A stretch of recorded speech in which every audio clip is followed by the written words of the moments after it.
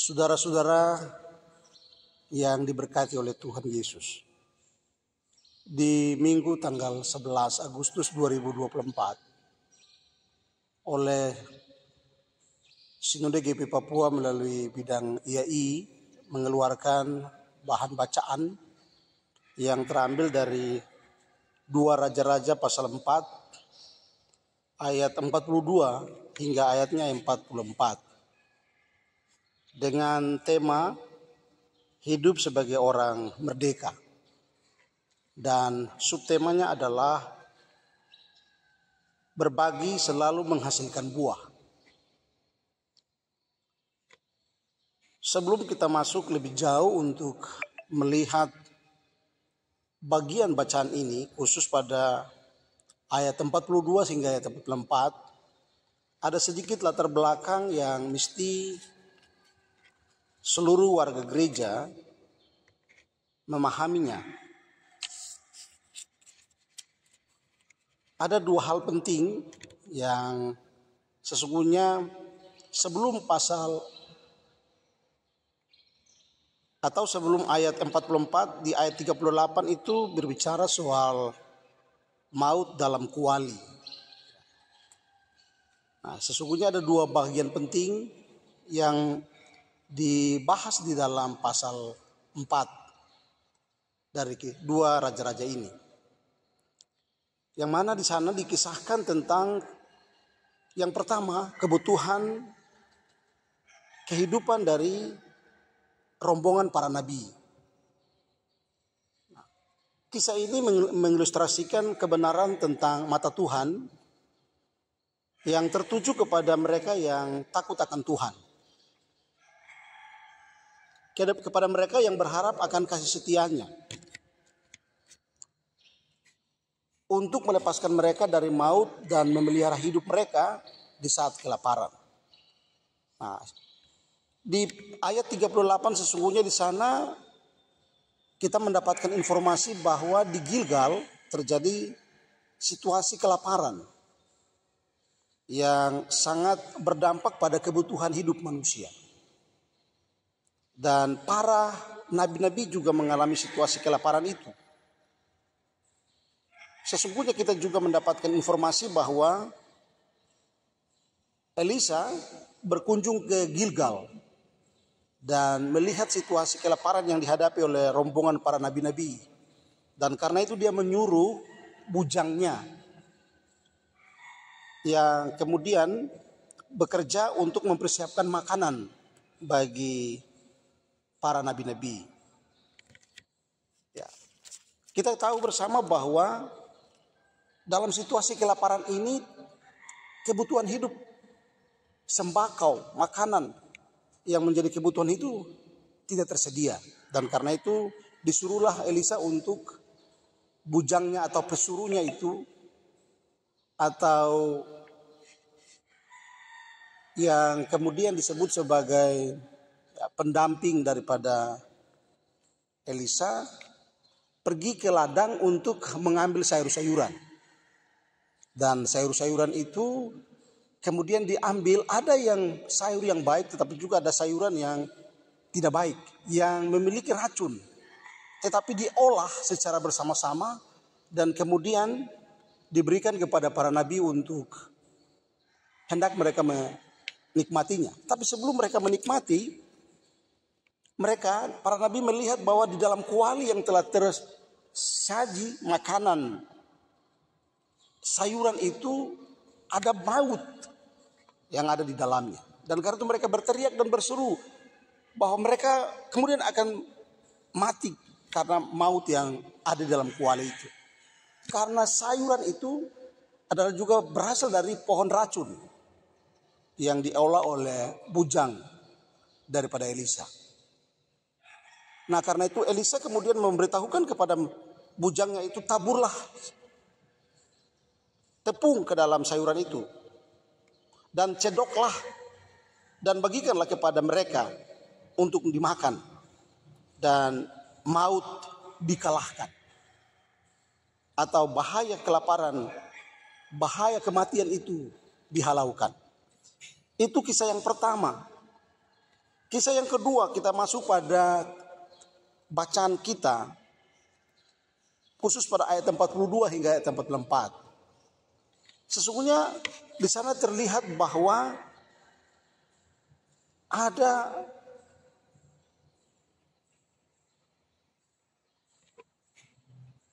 orang-orang yang datang dari Baal Salisa yang menolak untuk memberikan persembahan kepada para imam.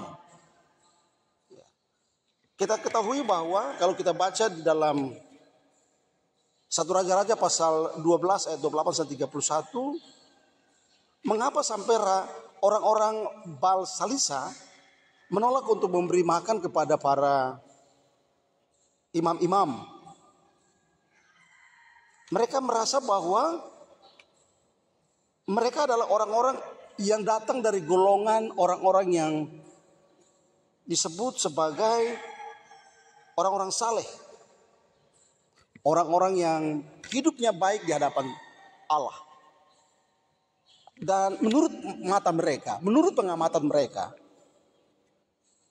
para imam-imam itu ada sebahagian yang hidupnya tidak sesuai dengan kebenaran firman Allah. Kepribadian mereka,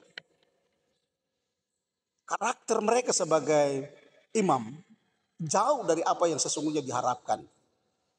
Karena itu orang-orang yang datang dari suku Baal Salisa, mereka enggan untuk memberi persembahan kepada sebahagian daripada imam-imam yang akhlak mereka, moralitas mereka tidak baik.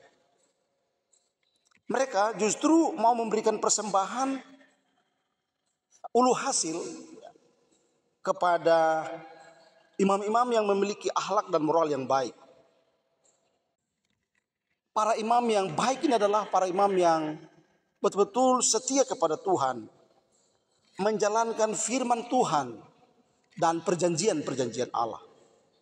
Ya, kita tahu bahwa para imam adalah orang-orang yang dipercayakan untuk ada di dalam bait Allah. Mereka bekerja siang malam untuk melayani Tuhan. Dan para imam-imam adalah juga orang-orang yang mesti hidup dalam kekudusan, hidup dalam kebenaran, hidup dalam kesetiaan kepada Allah. Dan sesungguhnya dari orang-orang Baal Salisa ini mau memberi persembahan ulu hasil mereka kepada para imam-imam yang bekerja di bait Allah dengan penuh ketekunan dan kesetiaan. Bapak Ibu, keluarga yang diberkati Tuhan, keluarga besar Gereja Protestan Indonesia di Papua. Berkaitan dengan apa yang diuraikan dalam latar belakang 2 Raja-Raja pasal 4 ini, kita melihat juga sesungguhnya tidak terlepas dari ayat 1 hingga ayatnya yang ke-7 dari 2 Raja-Raja pasal 4. Juga tidak terlepas dari 2 Raja-Raja pasal 4 ayat 8 sampai dengan ayatnya yang ke-37. Bahwa ada seorang ibu janda yang juga mengalami situasi yang sulit pada saat dia juga mengalami masalah dalam keluarganya. Suaminya dipanggil Tuhan. Dan pada saat suaminya meninggal, ada hutang piutang yang tertinggal. Dan karena itu mereka penagih utang datang untuk memintakan pengembalian utang itu kepada mereka. Karena tidak ada harta yang tertinggal pada suaminya tutup usia, yang ada hanyalah anaknya dan minyak yang ada dalam satu buli-buli atau minyak yang ada dalam satu botol. Ya, itu yang dimiliki oleh ibu tersebut. Karena itu pada saat mereka datang untuk mengambil dan meminta utang mereka, ibu ini mengatakan kepada Elisa bahwa hambamu atau suamiku sudah mati dan engkau sungguh tahu itu. Ya. Perempuan ini mengatakan kepada Elisa demikian, bahwa suamiku, hambaku waktu hidup, dia sangat takut kepada Tuhan. Tetapi sekarang penagih hutang itu sudah datang untuk mengambil orang yang saya cintai, anakku, yang hanya tinggal satu-satunya. Ya. Dari keadaan ini sesungguhnya kita bisa merasakan bagaimana kepedihan, rasa keadaan yang sangat sulit. Suaminya meninggal, ada utang, penagih hutangnya datang, kemudian juga mengambil anaknya untuk dipekerjakan agar bisa menggantikan kerugian atau bisa mengembalikan hutang dari ayahnya. Anaknya ini dijadikan sebagai pekerja. Dari cerita ini sesungguhnya ada sebuah hal yang sangat pedih dalam hati seorang ibu janda ini. Dan dia mengeluh kepada Elisa. Dan Elisa mendengar keluhannya. Elisa kemudian mengatakan, pulanglah dan mintalah atau pinjamlah bejana-bejana kosong yang ada di sekelilingmu, di sekeliling tempat tinggalmu, keluarga-keluarga terdekat, pinjamkan bejana itu. Dan masuklah ke dalam rumah dan tuanglah minyak yang ada 1 botol di buli-buli itu, yang milikmu itu, tuanglah ke dalam bejana-bejana yang kosong itu. Saat mereka tiba di rumah dan melakukan seperti itu, Bapak Ibu saudara-saudaraku, apa yang terjadi? Ketika ibu janda ini menuangkan minyak yang ada 1 botol yang miliknya itu kepada bejana-bejana yang kosong, dan anaknya itu bergantian memisahkan yang sudah penuh dan menggantikan yang masih kosong, dan terus terisi hingga botol yang terakhir. Mamanya bertanya kepadanya, nak, masihkah ada bejana yang kosong? Lalu anaknya menjawab, mama, ibu, sudah selesai. Dan pada saat dia mengatakan sudah selesai, ibunya menyatakan sudah selesai, maka kemudian minyak yang keluar dari 1 botol itu, yang milik satu-satunya ibu itu, berhenti atau habis. Nah, inilah mujizat Tuhan yang luar biasa terjadi untuk ibu yang mengalami kesulitan yang berat di tengah keadaan yang susah. Tapi Tuhan menolong dia melalui Nabi Elisa, memberitahukan cara untuk bagaimana mengembalikan situasi itu menjadi keadaan yang lebih baik. Kita lihat cerita yang kedua, di ayat 8 sampai dengan ayatnya yang ke-37. Bapak Ibu saudara-saudaraku yang saya kasihi, bagian ini menceritakan tentang perempuan Sunem dengan anaknya. Ini juga sebuah cerita yang sungguh amat sangat menarik. Ini ibu dari Sunem, dia adalah seorang yang kaya raya. Dia adalah seorang yang sangat kaya raya. Pada saat Elisa berkunjung ke Sunem, ibu ini mengundang Elisa, abdi Allah, untuk datang ke rumahnya. Dan ibu ini menjamu dia, memberi pelayanan sepanjang Nabi Allah ini atau abdi Allah ini tinggal di rumahnya. Dan saat Elisa kembali ke Gunung Karmel dan dia balik lagi ke Sunem, ibu ini terus memberi pelayanan. Dan satu ketika ibu ini mengatakan kepada suaminya untuk mereka mempersiapkan 1 ruangan khusus di dalam rumah mereka.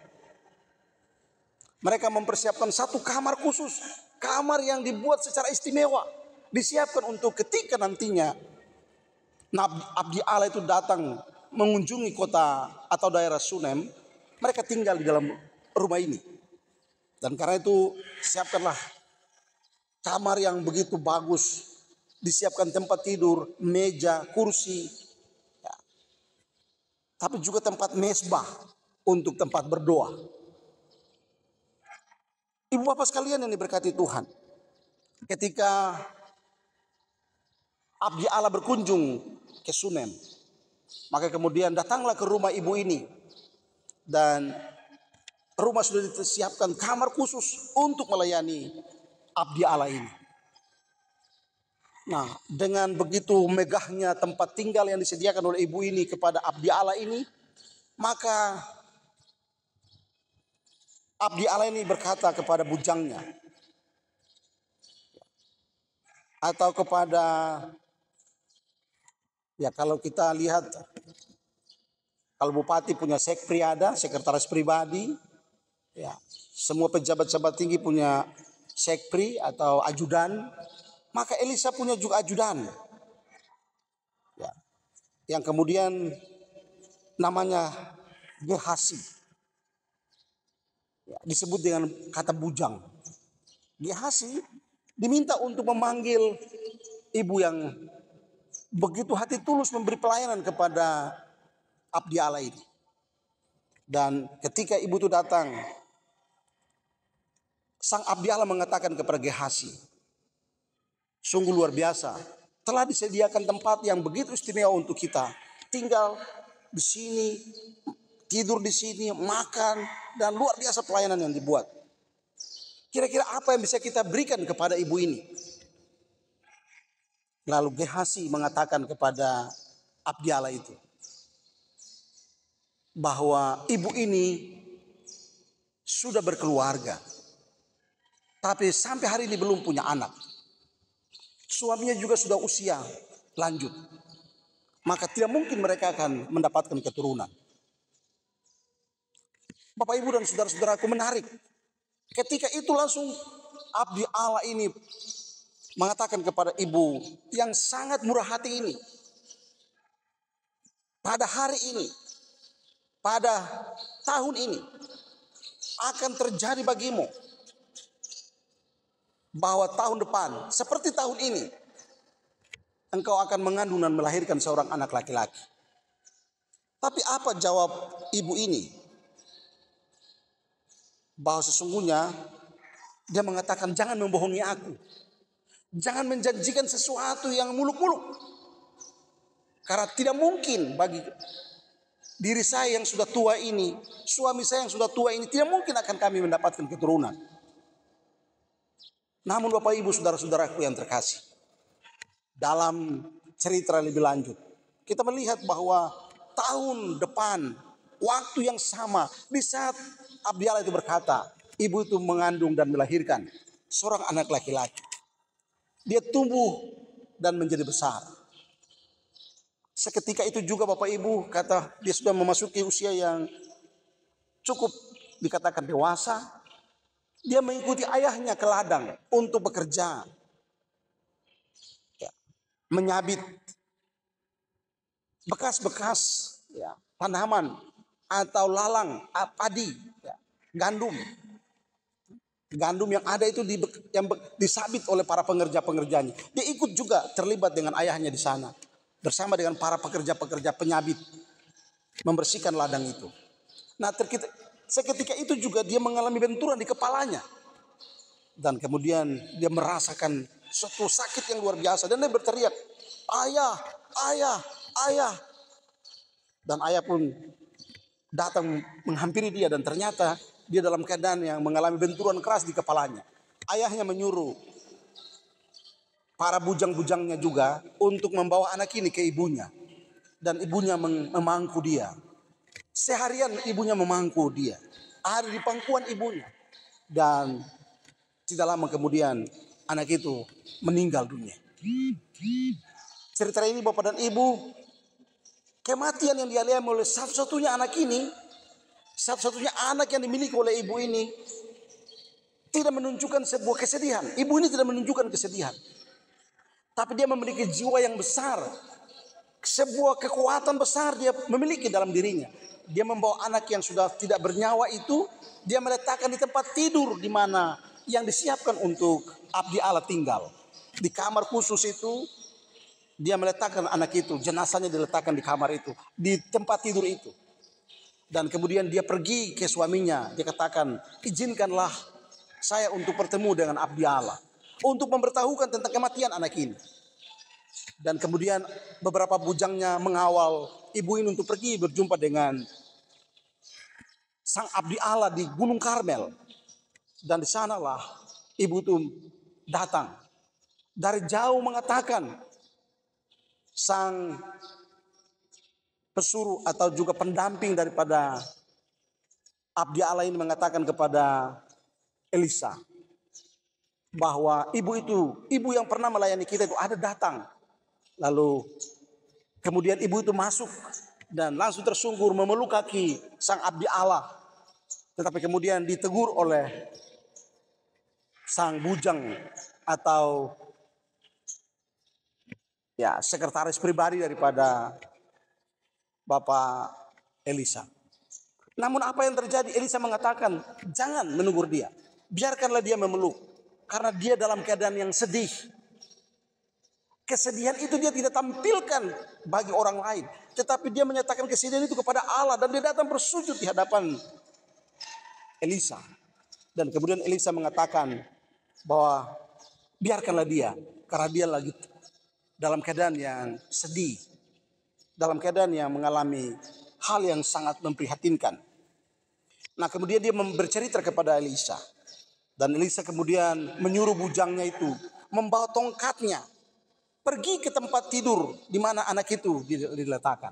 Dalam perjalanan menuju ke tempat itu, bila ada orang yang menegur, jangan engkau memberikan sapaan. Atau orang yang menyapa engkau, janganlah engkau membalas sapaan. Engkau melakukan perjalanan terus dan tibalah di rumah itu. Ke kamar di mana anak itu dibaringkan. Letakkanlah tongkatku di atas kepala anak itu. Dan seketika itu dia melakukan apa yang dilakukan, disuruh oleh sang abdi Allah. Dan kemudian dia balik, dia mengatakan kepada sang abdi Allah bahwa dia sudah melakukan itu sesuai perintah. Dan apa yang terjadi? Elisa menanyakan kepadanya, apa yang Anda lihat? Apa yang Anda saksikan pada saat Anda meletakkan tongkat itu? Maka kemudian dia mengatakan bahwa tidak ada reaksi, tidak ada hal yang berbeda. Dia tetap dalam keadaan tubuh yang kaku, yang tak bernyawa lagi. Maka kemudian Elisa datang ke tempat itu. Dia naik ke kamar itu. Dia kemudian mencium anak itu. Dia meletakkan mulutnya ke mulut anak itu. Kemudian meletakkan mulutnya ke kening anak itu. Dan kemudian dia juga memegang kedua tangan anak itu. Dan dia meletakkan tubuhnya ke atas tubuh anak itu. Dan udara panas yang ada dalam tubuh sang abdi Allah itu keluar ke dalam anak yang telah tak bernyawa. Dia melakukan itu. Setelah itu dia keluar, berjalan kemari, ke depan, ke belakang. Dia lakukan yang kedua kalinya. Dan kemudian anak itu mengalami sebuah mujizat. Dia bangkit dari kematiannya. Persekutuan yang diberkati Tuhan. Dari dua cerita ini, ibu yang mengalami kesusahan pada saat suaminya meninggal, tertinggal hutang. Dan bagaimana ibu yang kaya raya memberikan dirinya kepada Tuhan melalui memberi pelayanan pada abdi Allah. Anaknya dipanggil Tuhan. Dan dengan keteguhan hati mereka datang di hadapan Tuhan. Melalui abdi Allah mereka mengatakan persoalan mereka kepada Tuhan. Dan kemudian Tuhan menunjukkan kemurahannya kepada ibu janda ini. Sehingga kemudian mereka mendapatkan minyak yang berkualitas. Dan mereka jual. Dan kemudian itu bisa menafkahi hidup rumah tangga mereka. Kemudian anak dari ibu kaya raya ini meninggal. Dan kemudian juga dibangkitkan oleh Allah melalui abdi Allah. Dan ibu ini kemudian bersorak, bergembira dan memuji Tuhan. Jauh sebelum dia melakukan tugas itu, dia sudah melakukan pelayanan yang luar biasa kepada Allah melalui abdi Allah. Dan ada cerita yang menarik Bapak dan Ibu. Ada cerita yang sungguh menarik. Pada saat dia jumpa dengan abdi Allah, memberitahukan tentang anaknya yang sudah meninggal, dia katakan kepada sang abdi Allah begini, bahwa aku seorang ibu tidak pernah meminta seorang anak. Saya sebagai seorang ibu, karena sudah sadar saya sudah tua, suami saya sudah tua, dan saya tidak pernah minta seorang anak laki-laki. Tapi karena sang abdi Allah menjanjikannya bahwa akan diberikan seorang anak laki-laki. Sekarang anak itu sudah ada. Dia sudah tumbuh jadi besar. Tetapi kemudian dia dipanggil Tuhan. Mestinya ini kan pemberian Tuhan. Tuhan yang harus memelihara dia. Tuhan sudah memberikan kepada saya. Tapi ternyata Tuhan mengambilkan kembali lagi. Dan karena itu dia datang dan dikembalikan persoalan itu kepada sang abdi Allah, kepada Elisa. Bahwa dia dengan tulus menerima anak ini, mau memberikan perhatian dan pelayanan bagi anak ini. Dan mestinya dia harus tumbuh menjadi anak yang dewasa, menjadi anak yang baik. Tapi kenapa dia harus meninggal dalam perjalanannya? Belum sampai pada usia yang dewasa, dia telah meninggal. Nah, karena itu abdi Allah ini melakukan sebuah upaya dengan berdoa kepada Tuhan untuk melakukan sebuah kuasa, minta kuasa dari Tuhan untuk membangkitkan anak ini dari kematiannya. Ibu bapak sekalian yang diberkati Tuhan. Dari dua cerita ini kita masuk kepada yang ayat 44 sampai 42 tentang bagaimana kita menyaksikan memberi makan 100 orang. Ya, ini juga sebuah cerita yang sangat unik dan tapi juga menarik Bapak dan Ibu saudara-saudaraku. Datanglah seorang dari Baal Salisa dengan membawa bagi abdi Allah itu roti hulu hasil yang sesungguhnya dia hanya menyediakan 20 roti jelai serta gandum yang baru dipetik dari hasil hulu hasil. Hasil pertama dari gandum itu dia persembahkan atau dia memberikannya kepada mereka yang ada di situ. Ada 100 orang. Yang tersedia itu adalah cuma 20. 20. Namun Elisa mengatakan biarlah itu kepada orang-orang ini supaya mereka makan. Biarlah 20 itu diberikan kepada mereka 100 orang ini untuk dimakan. Tetapi pelayan-pelayan itu berkata, bagaimana aku dapat menghidangkan ini di depan 100 orang? Jawabnya, berikanlah kepada orang-orang itu supaya mereka makan. Sebab beginilah firman Tuhan, orang akan makan, bahkan akan ada sisanya. Lalu dihidangkanlah di depan mereka dan mereka makan. Mereka ada sisanya dan sesuai dengan firman Tuhan. Bapak Ibu saudara-saudaraku yang dikasihi Tuhan. Ini berkaitan dengan tema kita, hidup sebagai orang yang merdeka. Yang kemudian subtemanya untuk minggu tanggal 11 Agustus ini, berbagi selalu menghasilkan buah. Ya, saudara-saudaraku yang saya kasihi dalam Tuhan Yesus.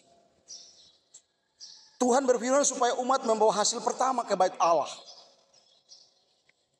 Persembahan hasil pertama adalah panen pertama dari hasil bumi yang dikelola oleh umat Tuhan di tanah perjanjian yang dipersembahkan kepada Tuhan. Persembahan ini mengajar umat untuk mengingatkan kasih setia Tuhan yang telah memimpin mereka mendapatkan tanah perjanjian. Dengan melakukan hal ini mereka mengikuti bahwa semua yang mereka dapatkan itu adalah anugerah Tuhan. Karena ini adalah anugerah Tuhan, maka sesungguhnya mereka harus memberi persembahan, mengembalikan itu kepada Tuhan. Sehingga mereka tetap memperoleh pengembalian dari Tuhan. Nah, Bapak Ibu saudara-saudaraku, ada 3 hal penting dalam kaitan dengan ulu hasil yang disampaikan dari saudara-saudara kita, ya, yang kita baca di sini Baal Salisa. Mereka memahami bahwa itu adalah anugerah Tuhan dan mereka membawa ke bait Allah, mempersembahkan kepada para nabi, kepada para imam. Ada hal yang perlu kita perhatikan di sini. Memberi persembahan bukan karena Tuhan kekurangan. Ya, sekali lagi Bapak Ibu, memberi persembahan atau memberikan ulu hasil pertama dari usaha kita, dari segala pekerjaan kita yang kita bawa dan persembahkan kepada Tuhan, bukan karena Tuhan itu kekurangan. Sehingga Tuhan itu membutuhkan pemberian daripada kita. Tetapi ada alasan lain Bapak Ibu. Ada 3 alasan penting. Ada 3 alasan yang sangat teologis yang harus dikerjakan oleh manusia. Yang pertama, seluruh umat manusia termasuk saya, ya, kita harus ingat bahwa tanah yang subur yang kita tinggal, tanah yang subur yang ditinggali oleh para leluhur kita. Hal yang pertama tadi adalah harus ingat bahwa Tuhan selalu menunjukkan kemurahannya kepada kita dengan menyediakan tanah yang subur kepada leluhur kita Abraham, Ishak dan Yakub. Tanah yang subur kepada bangsa pilihan Allah, bangsa Israel. Tanah yang subur yang disediakan oleh Tuhan kepada kita manusia Israel baru di zaman sekarang. Tanah Papua yang begitu kaya raya, tanah yang kaya, laut yang kaya dengan ikannya, ya, bumi yang kaya dengan segala tambang emas, mineral, apapun yang ada di dalamnya itu adalah pemberian Tuhan. Hutan dengan segala kekayaannya itu adalah pemberian Tuhan. Nah, itu yang harus kita syukuri. Yang kedua, umat Tuhan harus menghormati Tuhan dengan datang dan beribadah kepadanya. Ya, umat manusia harus datang dan berdoa kepadanya. Ya, umat Tuhan harus tahu bahwa hidup ini, tanah, hutan, laut, kekayaan alam ini adalah pemberian Tuhan. Bahkan Tuhan memberi kita untuk bekerja dengan tenaga, kesehatan yang baik, sehingga mendapatkan upah dari setiap pekerjaan yang kita lakukan. Itu datangnya dari Tuhan. Maka sesungguhnya hal yang kedua adalah manusia harus datang kepada Tuhan, beribadah kepada Tuhan, mensyukuri kepada karya-karya kebaikan Tuhan. Mengapa? Supaya nama Tuhan dimuliakan, nama Tuhan ditinggikan, dan manusia menunjukkan sikap penghormatan kepada Tuhan. Karena Tuhanlah yang memberikan semuanya ini kepada kita. Bapak Ibu saudara-saudaraku, hal yang ketiga yang mesti dipahami oleh kita umat manusia adalah kita harus mengingat kembali perbuatan Tuhan di masa lalu.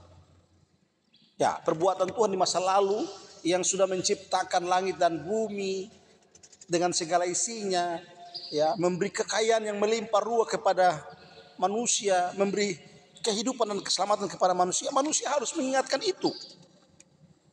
Harus mengingat kembali perbuatan Tuhan di masa lalu. Dengan demikian mereka selalu mengingat latar belakang bagaimana Tuhan mengasihi mereka, bagaimana Tuhan mengasihi kita sampai hari ini. Maka tidak ada lain yang harus kita kerjakan adalah persembahan ulu hasil, persembahan pertama, penerimaan pertama dari apa yang kita miliki itu kita bawa kepada Tuhan. Sebagai apa? Ungkapan rasa syukur kepada Tuhan atas seluruh kebaikan dan cinta kasih-Nya kepada kita. Bapak Ibu, saudara-saudara yang diberkati Tuhan, inilah yang menjadi hal penting dan menarik untuk kita kerjakan di minggu memasuki perayaan ulang tahun Negara Kesatuan Republik Indonesia tanggal 17 Agustus mendatang. Dengan selalu hidup berbagi kasih, menghasilkan buah bagi banyak orang. Semoga firman Tuhan ini menguatkan kita menjalani kehidupan di hari baru, pemberian Tuhan yang penuh rahmat bagi negara kita yang sudah kita lepas dari penjajahan, kita sudah lepas dari berbagai tindakan intimidasi. Kita hidup di era kemerdekaan, di era kebebasan yang mesti ini disyukuri dengan memberi persembahan, memberikan hidup kita kepada Tuhan. Bagaimana kita melihat kebaikan Tuhan yang luar biasa kepada ibu janda yang walaupun suaminya telah dipanggil Tuhan, kendati suaminya tinggalkan utang piutang yang begitu banyak, tapi Tuhan justru membantu menolong ibu janda ini dengan melalui sang abdi Allah, memberkati minyak yang cuma hanya 1 botol milik dia, yang kemudian disiramkan ke bejana-bejana yang masih kosong, hingga seluruh bejana-bejana yang mereka miliki penuh. Lalu berhentilah air itu atau minyak itu keluar dari botol yang hanya satu-satunya milik ibu itu. Bagaimana Tuhan menunjukkan kasih-Nya luar biasa kepada sang ibu janda ini dan anaknya yang dipakai sebagai pekerja untuk membalaskan atau menggantikan kerugian utang dari ayahnya itu. Kita lihat bagaimana seorang ibu yang juga dari daerah Sunem begitu peduli kepada Allah dan memberi pelayanan yang luar biasa kepada sang abdi Allah itu, ya. Dengan kemudian memberikan yang terbaik baginya, menyediakan rumahnya, menyediakan tempatnya. Artinya hidup ini harus kita siapkan yang terbaik bagi Tuhan. Hati kita persembahkan kepada Tuhan. Walaupun ada tantangan yang kita hadapi, walaupun ibu itu mengalami tantangan yang luar biasa, anaknya yang sudah satu-satunya semata wayang, yang kemudian telah besar, tumbuh menjadi anak yang ceria, anak yang cerdas, tetapi Tuhan ambil dari sisinya. Tapi dia justru tidak marah kepada Tuhan. Dia datang dan disampaikan kepada abdi Allah bahwa saya bukan meminta anak ini, bukan saya yang meminta anak ini, tapi Tuhanlah yang memberikan kepada saya.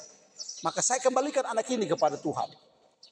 Maka kemudian sang abdi Allah itu melakukan sebuah upaya dengan otoritas yang Tuhan kasih kepadanya, dan memberikan kuasa yang Tuhan beri bagi anak ini, dan anak ini bangkit dari kematiannya. Kita lihat bagaimana dalam situasi kelaparan yang dihadapi oleh para nabi-nabi, yang hanya ada 20 jelai dan sedikit gandum yang harus dipakai untuk kasih makan 100 orang. Tapi nabi Allah ini, Elisa mengatakan, berikanlah dan bagikanlah itu kepada mereka supaya mereka makan. Dan mereka makan. Ternyata masih ada sisa yang Tuhan sediakan. Itulah firman Tuhan. Bapak Ibu, karena itu hidup selalu harus menghasilkan buah. Kalaupun ada tantangan yang kita hadapi, ada persoalan yang kita hadapi secara bangsa, ada persoalan yang kita hadapi secara gereja, ada persoalan yang kita hadapi secara keluarga, kita tidak goyah, kita tidak usah ragu, tidak usah gentar, karena kita percaya Allah kita itu hidup. Allah kita itu akan melakukan kuasanya untuk menyelamatkan kita. Dia menolong kita menghantar bangsa ini hingga memasuki usia yang ke-79 tahun. Dan menghantar kita memasuki hari-hari hidup dengan penuh kelimpahan berkat. Sehingga itu ulu hasil pemberian Tuhan itu, hasil pertama yang kita miliki, harus kita bawa dan persembahkan kepada Tuhan. Artinya hidup kita harus total kita berikan kepada Tuhan. Hidup kita sepenuhnya diberikan kepada Tuhan, supaya menjadi berkat bagi banyak orang, untuk dipakai oleh Tuhan memuliakan namanya. Semoga firman ini memberi berkat bagi kita semua. Tuhan memberkati kita semua. Shalom. Selamat beribadah. Tuhan memberkati.